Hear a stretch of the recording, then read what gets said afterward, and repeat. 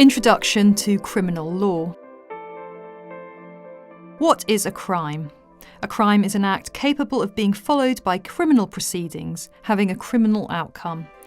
English criminal law has been built brick by brick upon traditional case law and cemented together by statute. It has also been impacted by the European Union law and the European Convention on Human Rights, or ECHR, which has been transposed into English law by the Human Rights Act 1998.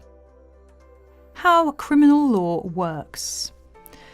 The basic concept that should always be remembered when looking at criminal law is the presumption of innocence, meaning that an individual will be presumed to be innocent until guilt can be proven.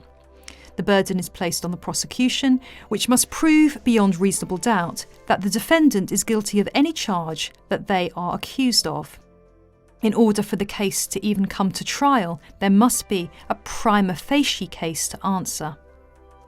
Once the basis of the law has been determined, the various different case laws can be looked at to see how these rules have been implemented, and to obtain a clearer idea about how the basic laws are applied on a practical level.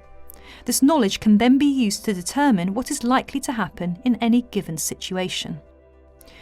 While criminal law deals with issues that are deemed to be against the state, or technically the Crown, in reality these issues often involve an innocent individual, such as murder or assault.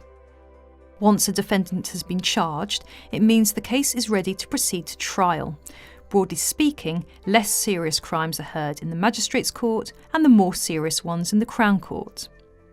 Multiple defences are also potentially available to defendants.